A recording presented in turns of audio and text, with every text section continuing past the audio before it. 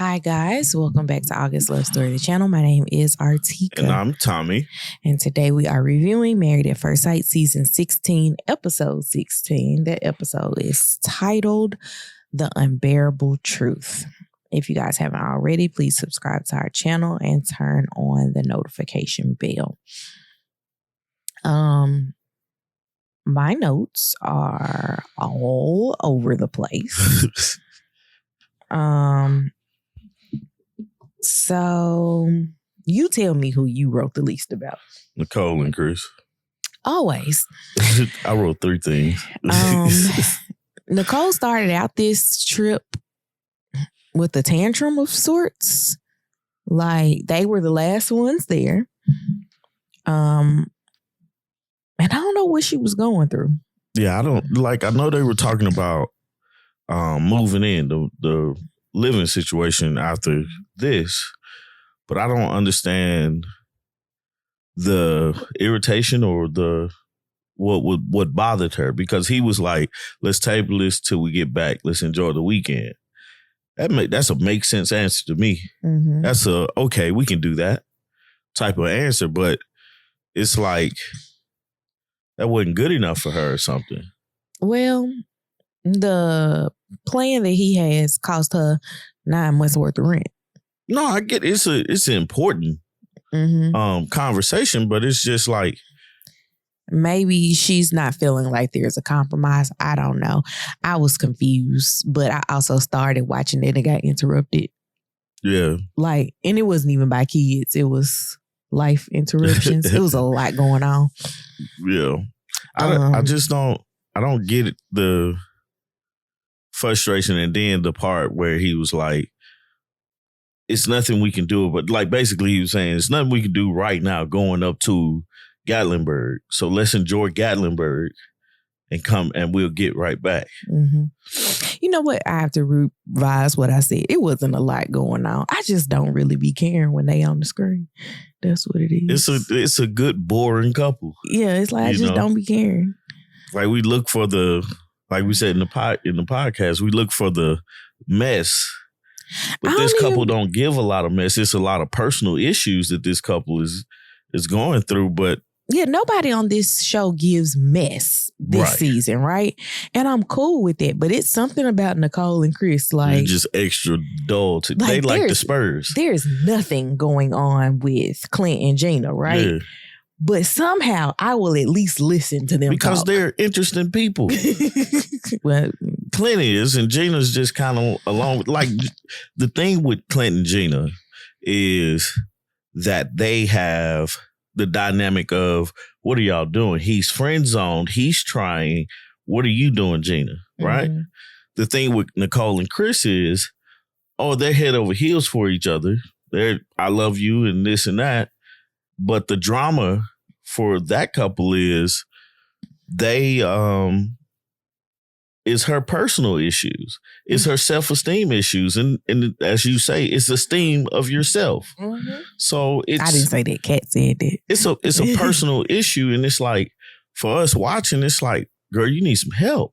Mm-hmm. Go talk to somebody. We don't know how it's going to work in the long run without you talking to somebody and being married. But right now, y'all just, like I said, they like the Spurs. They're a good, solid team, but they boring. Mm-hmm. You are right. They are the Spurs of this season. Yeah, I hate watching the Spurs play. I already get caught up in basketball and be like, ugh.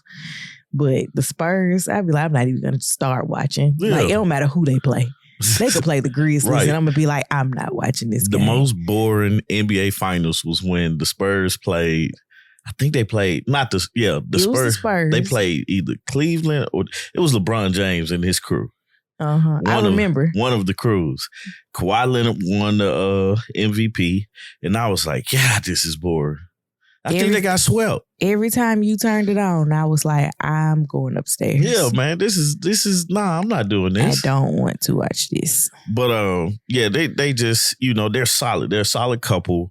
They're working through the things that they have to work through.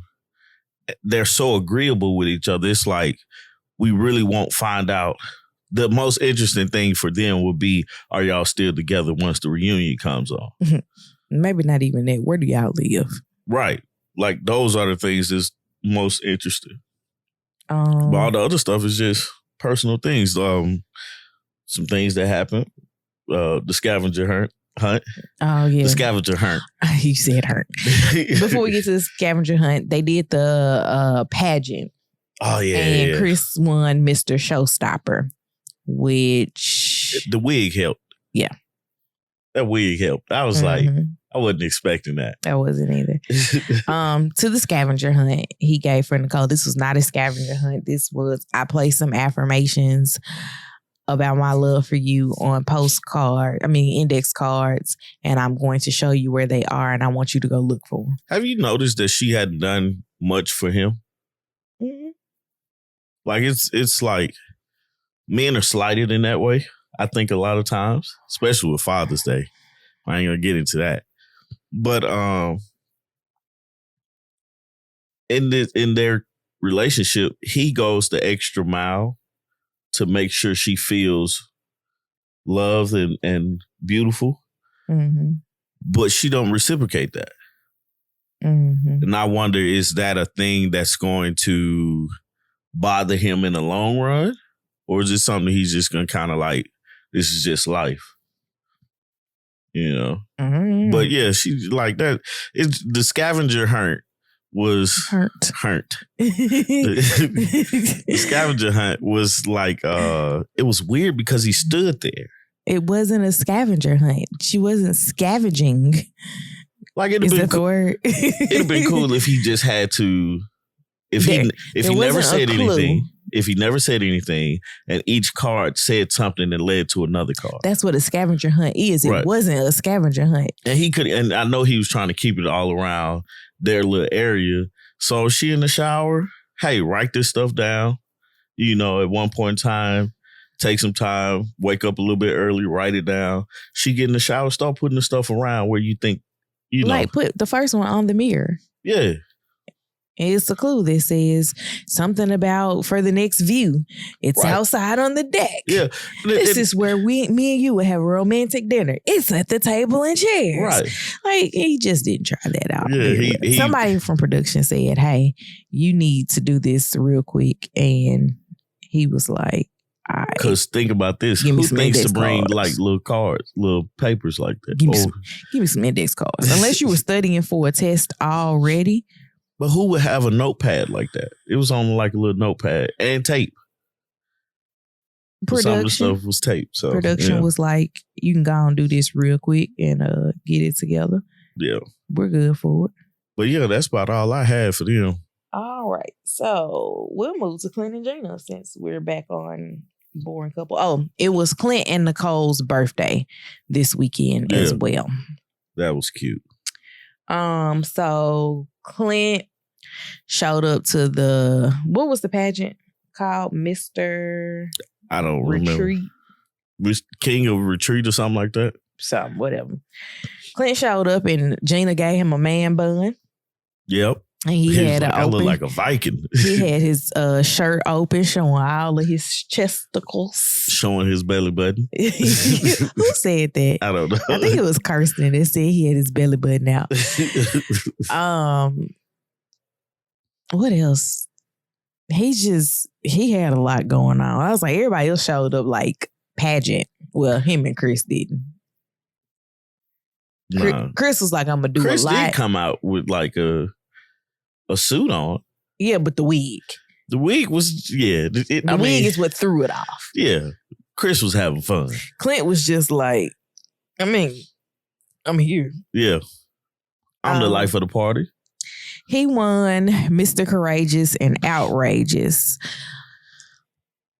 One of the things that hasn't happened since the honeymoon is Clint and Gina hadn't had to share a bed because they've been in separate rooms in the apartment. They had to share a bed and apparently it didn't feel awkward. But Gina has friends on Clint and he says he's clawing to get, he didn't say clawing, but he's clawing to get out. He's trying to get out of that friend zone. And Gina's like, nah. No, do you think, because like you look at the way she was looking at him when he was up there, she was looking proud, like that's my man. You know, and us men, that's what we look for. We want to make you happy, you know, you proud, you know. Okay. But do you feel like their experience or their time spent here at this retreat helped them to move forward out of the friend zone? I think they touched on it a little bit, but in my opinion, I think these are the things that they need is to be not in a friend space. You see what I'm saying? They do. I don't think that they're going, oh my gosh.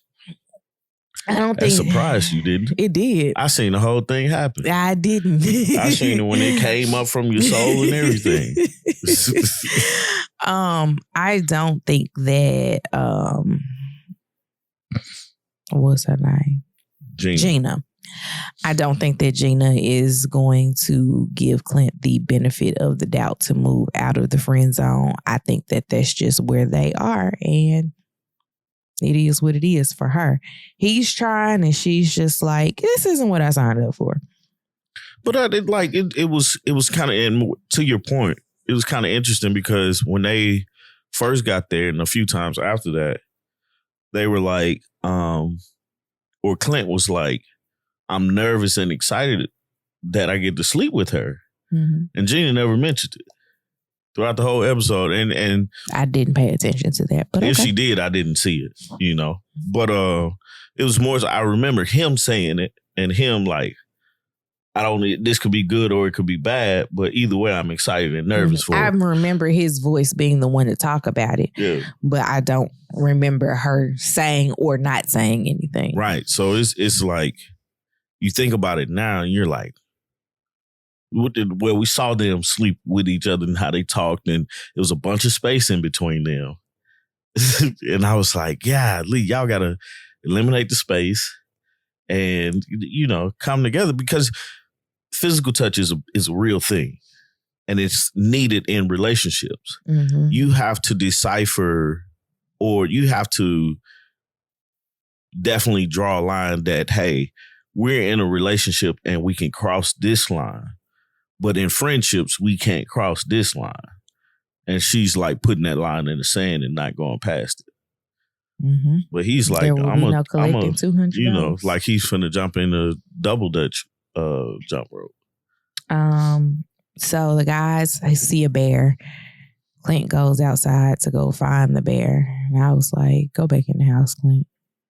That was one of the things I'm happy never happened when I went to Gatlinburg. Me too, man. I don't know how I don't know what you're supposed to do. We did I did 2 or 3 different retreats there. Yeah. For student orientation and leadership development office, because I was in so much stuff in that office. And man, we stayed going to Gatlinburg in college. Down the street. Yeah. But when I think about, like, you took like 20 kids that was all under the age of 21, like from 19 to 21. And we had seen a bear. Yeah. Yeah. No. I probably still be living in that cabin like, I am not coming outside. Are you sure it's gone? Hurry. Get to the van. Right. I be telling somebody else to carry my bags that say they not scared. You grab my stuff then. So when I get ready to go, I can just make a dash for it. Clint was like, I'm going to open the door. Shaq turned real black. What did he say? He said, no, you not. For what? No, but yeah. That was weird though. That was weird. But it's not surprising. That behavior is not surprising. Then Clint was like, well, I'm gonna go outside. It's not surprising at all. Clint and Gina went to, we presume, Dollywood. I've never been to Dollywood. I don't think it's Dollywood though. They went somewhere in did a roller coaster. Gatlinburg / Sevierville. And went on a roller coaster, and Clint threatened to moan the entire time. After they got off the roller coaster, they sat down and they had drinks. they talking about having moonshine and how it's their thing. And I was like, see, this is the first time I felt like y'all have felt like y'all had a thing. Mm-hmm. Yeah, that's their thing. I just thought about this too. One way to help Clint actually move out of the friend zone is to talk to her more often than not about intentions and his intentions. Like, hey, I'm not here just to have a friend, but I'm here to have a wife. And this is the things that I want to do with my wife. And I think he has to make sure that she's comfortable with every aspect of marriage. And when I say that, I mean, make sure she's comfortable with talking about sex or make sure she's comfortable when talking about health or, you know, some of those uncomfortable things that you don't talk about with friends or mostly with families, like with your spouse. Talk to her about those things on a regular basis and move into doing some of those things, even though it might be scary and the rejection may be there. But if she knows that this is what I want, that helps because it's not a sense of you trying to now convince her that you're a good guy and that you guys can get along. Now you're trying to convince her that, hey, you're a catch in a sense, right? So I don't know. I really didn't have much else about them because I didn't catch the conversations. The guys and the girls. I'll do that separately. Or we can go ahead and insert it now. So the guys were all together and they started discussing their sex lives. Shaq says him and Kirsten don't kiss. Basically, there's no kissing and telling. Yeah. Y'all just, I'm like, but you definitely had sex. It was announced. Yeah. Okay, whatever. Clint says he and Gina are assessing their relationship post-decision day. Airris said the same thing. And then Shaq asked Airris what would change them. And Airris said he needs a spark. Shaq says he still wants to meet Kirsten's family, but he's not going to beg her to meet them. Like, that's his issue. Oh, yeah. When the girls were sitting down talking over wine, Nicole asked about Clint and Gina. Gina says she's trying to love him like a friend, like Dr. Pepper said. And I'm like, I'm pretty sure you're there because y'all like are good for her. Like the hangouts are natural. Right. You just don't want to be romantically involved. Just say that, girl. And it's like, I don't think it's that she don't want to be romantically involved. I just think he didn't, and it sounds bad, but he hasn't persuaded her he hasn't built the trust in her that being romantically involved with him is better than just being friends with him. She's just like, he's not my type. I don't want to do this. That's pretty much what it is. Yeah. Jasmine says they're doing better because she is speaking up for herself. And Kirsten says they're still having conversation issues and the conversations don't need to be so difficult. Who's next? Is that it for Clint and Gina? Yeah.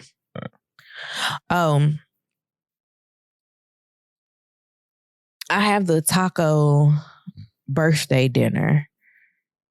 Do you want to get into that before we finish out the couples? What? When they were sitting down having dinner and it was tacos. Yeah, go ahead. You don't remember the dinner table? I don't remember that at all. Okay. What happened? So they asked the question, what do you need from your spouse? Airris says Jasmine needs to speak her mind and he's trying to foster a safer environment. And she tears up during his speech. Oh, I do remember that. Kirsten wants to develop a healthier style of communication and she wants grace. Chris reveals that they said they love each other And then he did feel like he was doing something wrong with all of Nicole's antics. Yeah. And then Gina says they feel stuck in the friend zone. Nothing makes them feel like they need to get a divorce. Like, it's nothing like that, but they feel stuck in the friend zone. And Clint says they're just trying to ignite something. Gina says she didn't sign up to be married to her friend. Yeah. All right. So who you want to do next? Kirsten and Shaquille or Airris and Jasmine? Let's end with Kirsten and Shaquille. So Airris and Jasmine. Yeah. So Airris and Jasmine on the drive up decide to do icebreaker cards. One of them was like, "What's the wisest thing I've taught you?" And she said that it was for him to read more. Airris says that Jasmine taught him to give himself grace. Mm. And Jasmine was like, "Say what?" By whatever do you mean? During the pageant, that was the first time I noted that like Airris had on something that wasn't jeans. Yeah. Since they got married. Really? Yep. That's something I never paid attention to. I remember when they went out for the month anniversary dinner as a collective. Yeah. And when it was just him and Kirsten, he didn't not have on jeans. Oh, yeah. Yep. I don't know why that stood out to me. I think either. part of it stood out is because he had on that Coogee looking sweater, and Lily saw his picture and was like, "I want that." And I was like, "You want what?" She was like, "The shirt." I was like, "You like that shirt?" She was like, "I like that." Oh, yeah. He was like, "All right, okay. You like his shirt." Fashionista. I felt like Airris was giving very textbook answers during this pageant. However, that is not the life that he lives. I don't even remember his answers. His answers wasn't like memorable. Like I remember Shaq's because they brought it up twice. But one of the things he said was he thinks that everybody should wait until they're 30 to get married. And I didn't agree with that. You would believe that. Yeah, I didn't agree with that fully, but I see where he was going. The maturity level? Yeah. He almost 40 and still out here unsure of himself. He won it's Mr. Couples Retreat King. That was the name of the pageant. So he won, and Jasmine had him take a photo laying in the bed pretending to be asleep. She was like, "It's tradition." Yeah. I was like, "Is it?" I've never been in a pageant. Do you think that was a producer thing? Do you think that he should have won? No. Who you think should have won? Probably Shaq. I was going to say Shaq gave the better answers and he was dressed like a pageant. If this was like a pageant that I was attending, like how we did like in college, they had like the Miss Black and Gold pageant, right? If there was the inverse and it was guys, I would expect somebody to be up there dressed like Shaquille. Yeah. Yeah. Nah, when he won, I was like, that was because she's a queen, like a pageant queen. And they were like, "A king in search of her king. Look, I have a king." Yeah. Yeah. No. You didn't fool us with that one. Won't get me this morning. Jasmine asked, could they meditate together the night before? Apparently, he got up and meditated by himself. So they went back outside to meditate again together. That is one thing about Gatlinburg. Actually, the mountains of East Tennessee, like in the morning, it is beautiful. Yeah. You can go outside and like the air is just different. And I don't know, it's like God is like, "Hey, I'm here. Talk to me." So I get why they would want to go outside and meditate together or separately, whatever. I get why they would want to go meditate. They did end up going back out together, and then they went rock climbing. It was like a little obstacle course type deal. It didn't seem like he was happy that he did not win. Like, he got competitive in this, but he also married someone who's competitive. Right. So, they sit down and they talk about Airris trying more and him being on his phone and her feeling the need to call it out.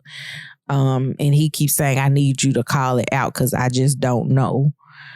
And then after the dinner that we discussed between the couples, he has to head out because he has a work event. But it looks like, based on the previews for next week, he comes back. Yeah. Gallenberg ain't no, I'm going to run back to Nashville real quick. Right, it's at least 3 hours. Yeah. At least. Yeah. So, I mean, for some people, that's not a lot, but, you know, it is what we it had is. friends in college that would go back to Memphis like every other weekend. Yeah. And I was like, I'm not going to be on the road 12 hours. Yeah, no. Not unnecessarily. Right. Just because I want to see my mama. Girl, FaceTime. Mm-hmm. I didn't have FaceTime back then. Anywho, anything else for Jasmine and Airris? Nah. I find it curious that their biggest complaint about Jasmine is she don't talk up. And the biggest complaint about him is he don't pay attention to her. Like, that's more pressing than her not speaking up. He don't pay attention to her because he doesn't like her. Right. And she don't speak up, I believe, because she's like, he's clocked out. Why can't I be? Yeah. I don't know. Anywho, Kirsten and Shaquille. So before they got ready to leave, they started freestyling. That made me chuckle because Shaquille was like, give me a beat. And Kristen obliged, and well, actually, Kirsten, whatever. She started, and I was like, "Is she gonna freestyle?" Because that would have been funnier. That would have been hilarious. Because he works with the youth. Yeah, so he got a 16 lined up, ready to go. You just never know when they're gonna ask you to do something. He had like 12 bars, and that's it. But you just never know. So he was on ready. Right. During the pageant, he got Mr. Style and Swag.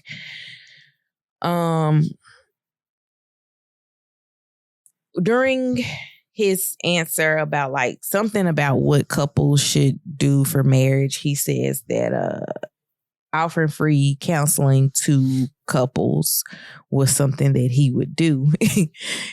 His wife didn't realize he was the one that said I was like, how she missed that? She was like, one of the guys said that we should have free counseling. And he was like, my yawns just that was come me. out of nowhere. She was like, oh, it was? I was like, she not paying attention she at all. wasn't paying attention at all. She was like, that's a good answer.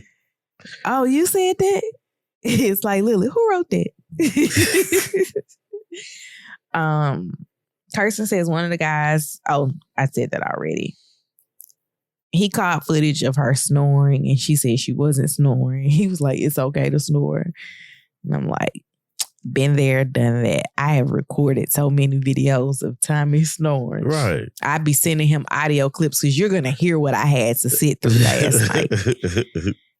Like, this is you.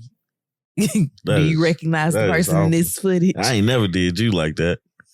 Because you always asleep before I am. You just don't be, you be like holding out. What you mean? Trying to stay up till like, you know, it don't take much, but I wake up before you do. What does that have to do with anything? I don't mean nothing. Just hold that in my pocket. They go indoor tubing and apparently she was a little bit nervous. And after they get finished, they have a conversation about their communication issues. And I put hopefully they went in depth about it. I don't know. My biggest thing is they still on different pages when it comes to communication. Mm-hmm. The idea that he hasn't seen her family or even met her dad at this point, it's like he lives in Nashville. Come on. It's like what are y'all talking about? Like, bring that up. Say, hey, man, like, why haven't I met your folks? Why aren't we getting over that hump? And he kept harping on to the group. I'm a family guy. I'm really family oriented. I get that part. Bring it up to her. That's a form of communication. First is, she don't support you. When you said oriented, I thought about this episode of Wildin' Out that I just saw. He was like, it's real orientated. You family orientated. And they was like, orientated. And he said it twice. He said it again like he was correcting them. Yeah. I was like, Lord on them Jesus. Saying he said orientated and that was the wrong word. It was like, good googly moogly, man. I think I have Wildin' Out clips showing up in my recommendations because sometimes you watch under my profile. Nah, I watch them all under mine because I want them to keep coming. Them joints be funny to me, man. They had a 90s party. She asked for grace. We just out here just throwing stuff out at her. They had a 90s party. She asked for grace. Maybe we shouldn't have ended on this couple. They man, what's this episode kind of like? Honestly, it was refreshing. It was better than last week's. Yeah, it was refreshing. And then also it was this the part of the season I really like because it's like they really get to enjoy each other. And a lot of times these are the make and break moments, for the couples. You still think Airris and Jasmine got a chance? No, I still think that's a no. So you got 2 yeses and 2 nos? No, I got 1 yes for sure, 1 maybe. No, we have to. The maybe has to be a yes or a no. Okay, I'll say yes to that one. So 2 yeses and a no. 2 yeses and 2 nos. Your nos are Airris and Jasmine and Clint and Gina? Yeah. I don't think if they kiss, hug. Kiss and hug and squeeze and touch it. If they do more physical things with each other, like they don't have to have sex. He said the bathtub rubber dubbing. But they have to touch each other. You know what I'm saying? They have to hug or kiss or something like that. Mm-hmm. I think that would be enough to push them to a yes. But I don't believe at the point that they're at now that it's a, without that, it's a definite no. So, yeah. That's really all I got, man. I told you my notes were all over the place for this episode because I was like, oh, it's the guys talking. It's the girls talking. It's the couples dinner. I always break up who talked. I usually do, but then when I don't like, okay, for example, the month anniversary, because I can go back to that episode. Everybody was sitting at the table. Yeah. Because everybody's sitting at the table together. I'm just like, okay, this happened at the dinner. Yeah. And if anything big happens, then I put it with that couple. Yeah. However, nothing big happened in any of these moments. This one little piece keeps sticking up. There was nothing big happen in any of these moments. Like, nah, it was a very chill episode, and the 90s party was cool, or 80s party was cool. Was it 80s? Yeah, it had to be an 80s. It was an 80s party. Yeah, because both of them were born in the 80s. And Shaquille was like, I was a kid of the 90s. I'm the youngest one here. Yeah. I was like, But I don't know, man. This episode was really good to me. Mm-hmm. I always like the retreat part. I'm interested to see next week's because that's when they like really get into some of the stuff. And then after that, we look forward to them winding down for decision day. So I guess after next week's episode, the episode between decision day and here, we can give a prediction of what we got. One of these days, I'm going to sit down and watch After Party. I think I'm going to just jump back on board next season because this season is done for me and After Party. It's been I don't know why I just lost interest in watching it. I didn't lose interest in watching it. My issue was the After Party, the episode, okay. I am thankful that the episodes are now less than 2 hours, right? Yeah.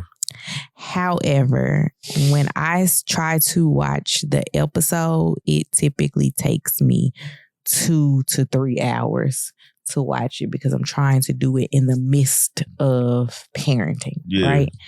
And that makes it very difficult. And the last thing I want to do is spend 20 more minutes trying to watch anything else that night. And then after we do this review, out of sight, out of mind, I don't care anymore. I don't care what they said on After Party because I got to watch a new episode next week. Look, it's always funny when Jack and Glenn, they be like, yeah, on After Party, they said, I'd be like, what? They said that? I used to be like that. Remember, I would be like, oh, this so-and-so and so-and-so happened on After Party. You'd be like, yeah, I'll watch it later. And then neither one of us ever watched it.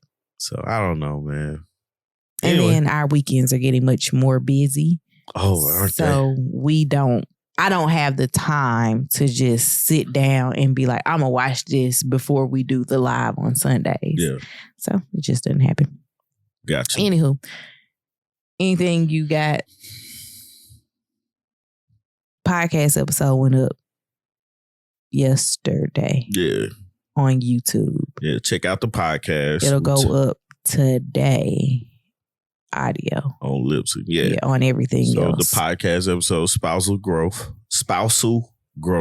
Featuring Young Quattro. Because he was in here talking. Man, all the parts that I had to cut out. and one part, I was just like, I'm done. Just, it is what it is. So, yes, Quad is in the video and on the audio if you listen to it there. He's there. Tomorrow morning, coffee break. A lot of stuff has happened this week. I'm happy you know what happened because I ain't looked at anything. 8:30 a.m. Eastern. Sunday, we think at 3 p.m. Eastern. With Jack and Glenn. And we also have a house to home video that we're going to release. Oh, I didn't know that. Yeah. I edited like 2 weeks ago. Look at you. Yeah. So doing things when we out of memory. Right. Got to get that too. So, thank you guys, for watching the review, and let us know in the comments below what you think about the episode. Like, let's just talk about the whole episode because it's not one thing in particular that stood out to be like, hey, this thing. But let us know what your thoughts were on this week's episode. Comment down below. Like and subscribe. If you're not subscribed, go ahead and hit that subscribe button, hit the bell so you're notified when we release something. And just join us for the other things. Mm-hmm. So with that being said, I'm out. Bye, y'all. Peace.